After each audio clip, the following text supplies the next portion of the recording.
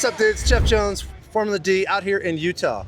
You got some funny questions with a funny little tickly thing. Go for it.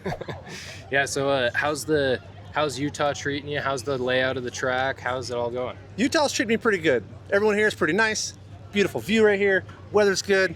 The track is amazing. It's like one of the funnest tracks in FD that we get to drive on. The hardest part is the smoke. That's hard to drive through. But the track and the people, everything about Utah is amazing. Love Utah. Yeah. Is the layout creating smoke that you have to go through? Is that part of the problem? Yeah, so the layout itself, because it's a very narrow window that we have to go through, and it's not like large sweeping turns as far as like in between transitions, you have to drive through a lot of smoke in between the transitions. So that's the toughest part of this track.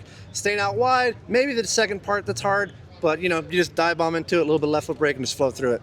Sweet. So a little bit on your background. How did you get into drifting? How did you get into this world? Absolute quick story on my background. I think I've been doing this for like 18 years now, over 20 as far as being a drift fan myself. Literally went to a D1 event at Urbandale Speedway. I saw it from the grandstands. One of my buddies took it to me and I was like, dude, I want to do this. And long story short, I just stuck to trying to do it. And here I am now. I used to be the brokest kid on Sesame Street. Might still be, but I have all this now, That's awesome. So I've been hearing talks of there's some politics to this game. Do you agree with that? Politics to FD and drifting? No way. A judge sport? I wouldn't think there'd be any politics here. Why would there be? Right. So a lot of the people I've been talking to in pro spec compared to pro, the biggest difference I've noticed is most pro spec people are like their own mechanics and they work through the whole car by themselves. And pros have a whole team. Do you have a whole team? Are you a mechanic yourself? Do you like that side of things too? Yeah, absolutely. So do pro spec guys work on their car more than FD? Just do I? Honestly, so for myself, I built this whole car, 90% of it by myself, had to ask some friends for a few things here and there. When it comes to actually being here at the track, I fly my friends in from all over the country and they pretty much run the car so that I can focus on whether it's doing interviews like this, autographs, go get my head right and watch a bunch of runs so they can do that while I'm here. If something goes down, suit's coming off and I'm under the car just as fast with them doing whatever I can to help. I do think that the pro spec versus pro, it's probably the grass is greener on the other side is always a little bit different because I think that almost every pro here, outside of maybe 3 drivers, is underneath their car working with the boys as well. Gotcha.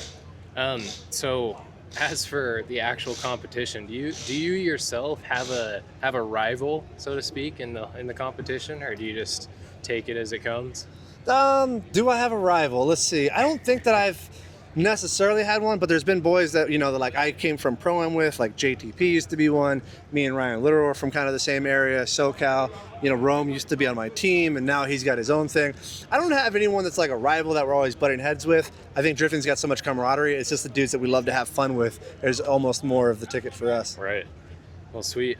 So how confident are you coming into this competition? How do you feel in the car? How's everything feeling? The car itself is feeling amazing. We've got data from previous years. We do have a tire challenge that we have to use some smaller tires the first practice and then finally go into our big competition tires later on.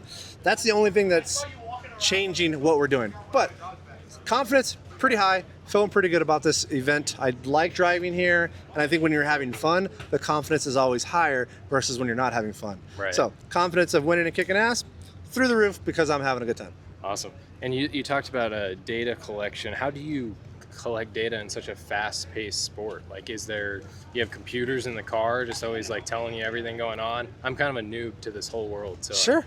Yeah, when we talk about either collecting data or just referencing back to our runs, first thing we've got is our spotters filming every single run. Second thing we have is our crew chief who's going to be pulling data from the ECU to seeing our throttle inputs, seeing the inputs that we have from the car itself. Some guys have all kinds of data like shock sensors, handbrake sensors, and things like that.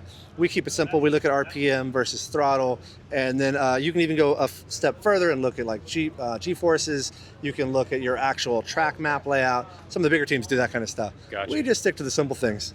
Okay, kind of a technical question, I guess. What separates a good chase driver from a great one? I would say we have to look at dudes like Odie, James Dean, and Connor Shanahan.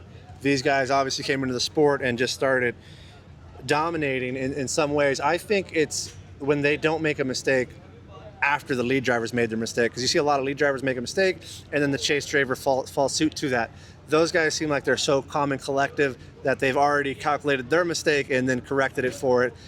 And so I think that's the thing, being able to predict what the lead driver is going to do and correct that mistake before it happens. Gotcha. Where some of us we're good, but maybe we're just a fraction of a second behind on the correction we should have made.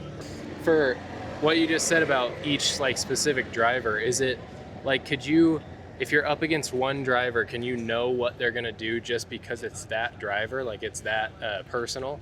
Yeah, we have an idea of what the drivers are going to do and we're going to battle them. Some of the guys are just balls out, but we know that they're going to make a mistake, right? They're going to either be badass or they're going to make a mistake.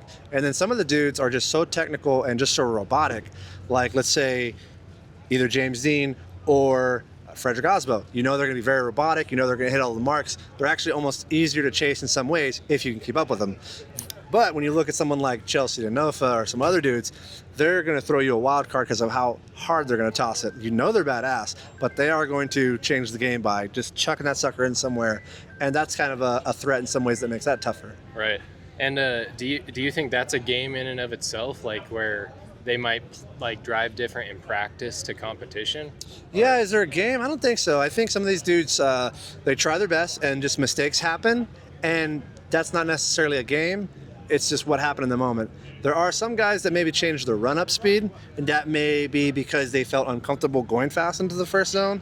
Okay. I think those are kind of the only games that get played, maybe a little bit too much left foot braking or how they accelerated in turn one.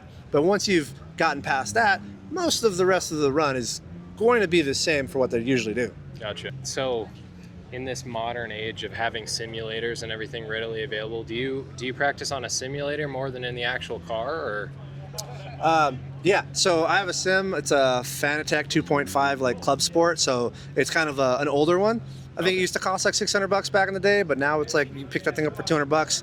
I absolutely have like way more hours on the sim than I do in real life. And that's probably even if like you looked at my entire career of driving, because we'll come here and we'll do, let's say we do 20 laps in a weekend. That's like a dude who came qualified, kicked everyone's butt and won the event. That's still probably, less than 20 minutes of driving in a weekend, right? That's really 10 minutes of driving in a whole weekend. True. Versus on the sim, you got hundreds of laps in one night. And so you're gonna build up hours of timing. So that's why sim is incredible for helping us out.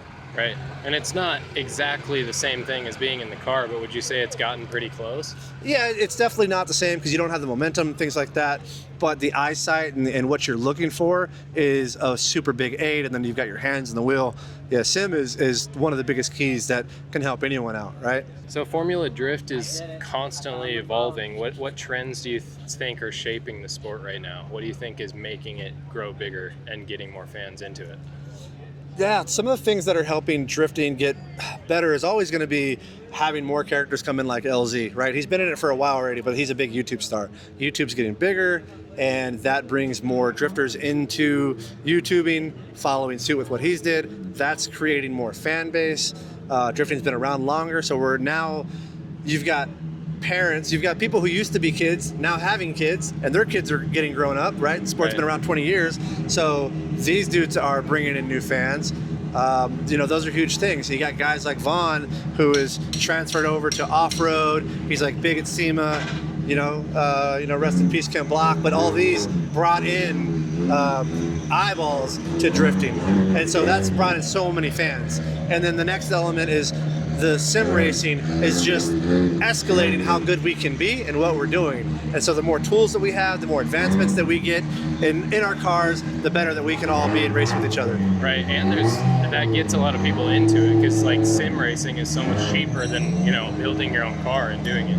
Yeah, absolutely. So, another thing that I feel like goes to that is before the pros would only drive at the pro events. Now you have events like ones that I run, Hot Pit Auto Fest. Rome Charpentier right over here to our side, he actually competes in Hot Pit Auto Fest. And so he's getting more seat time than pro drivers used to. Because back in the day, they would only compete in FD or Drift Masters. Now, even Connor Shanahan and Jack Shanahan drove in Hot Pit, right? So you've got dudes who are like, you know what? I will just drive in whatever's around the country. And so now you got more pro drivers driving with local dudes that's making the local guys even more badass. So helps out everybody. Right. Well, sweet. Well, thank you so much. Good luck tomorrow, and we'll see you out there. Yeah, man. Thank you. Peace.